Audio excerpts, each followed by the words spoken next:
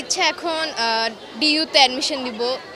আল্লাহ ভাগ্যে রাখলে সেখানে যদি হয়ে যায় তাহলে তো আলহামদুলিল্লাহ। আমি আসলে মেডিকেলের জন্য প্রিপারেশন নিচ্ছি। তো এটাই চাওয়া যে আল্লাহ যাতে আমাকে কবুল করেন মেডিকেল শিক্ষার্থী হিসেবে।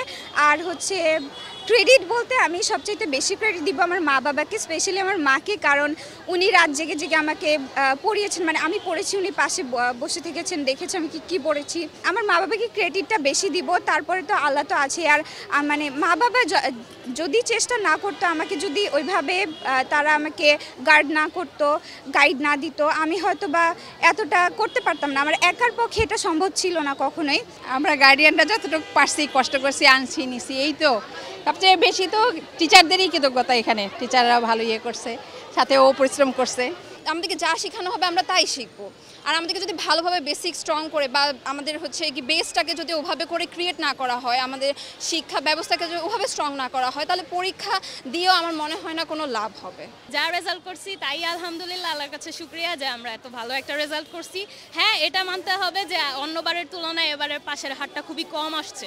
অনেকে জিপিএ 5 পায় নাই, কিন্তু জিপিএ 5 পাওয়াটাই জীবনের বড় লক্ষ্য না। জিপিএ 4 পয়েন্ট পাইলেও আমি আমার পড়াশোনা চালিয়ে যাব, জিপিএ না পাইলেও আমি পড়াশোনা চালিয়ে যাব। এখন পরবর্তী ভার্সিটির লক্ষ্যে আমরা পড়াশোনা করতেছি যেন ভালো একটা রেজাল্ট করতে পারি।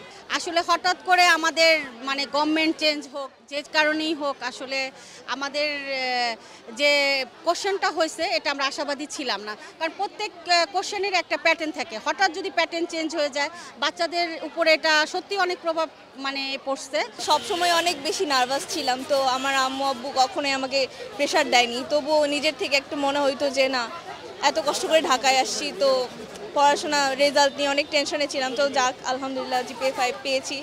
তবে মনে করি সামনে যেটা হবে ওইটাই আমার জন্য বেশি গুরুত্বপূর্ণ।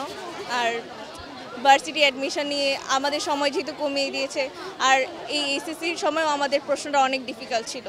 সো সব কিছু মিলেই অনেক নার্ভাস, এখন বাকিটা আল্লাহ ভরসা। সামনের দিনে বলবো যে আমি যাতে মানে ধারাবাহিকতাটা বজায় রাখি। এই ধারাবাহিকতা না, আগে সরকারে যেমন আসছিল, সরকার চেঞ্জ হয়েছে, শিক্ষা ব্যবস্থা উন্নত হবে আর একটু, এটাই আমাদের প্রত্যাশা। তো এটা যাতে একেবারে মানে একদম চেঞ্জ না করে, ধীরে ধীরে এটাকে চেঞ্জ করা হয়, আমি শুধু এটাই বলবো। আর এইচএসসিতে যা হয়েছে অনেক কষ্ট করে একটা ভালো রেজাল্ট আশা মানে করেছি আমরা। পরীক্ষা হয়েছে পর থেকেই তো আমরা বুঝতে পারছি যে এবার রেজাল্ট একটু অন্যরকম হবে। তারপরও আল্লাহর হাজার শুকুর, যদি কোশ্চেন প্যাটার্ন কঠিন হওয়ার পরেও বাচ্চারা স্বচ্ছভাবে পাশ করে আসে, আমরা অভিভাবকরা তাতেই সন্তুষ্ট।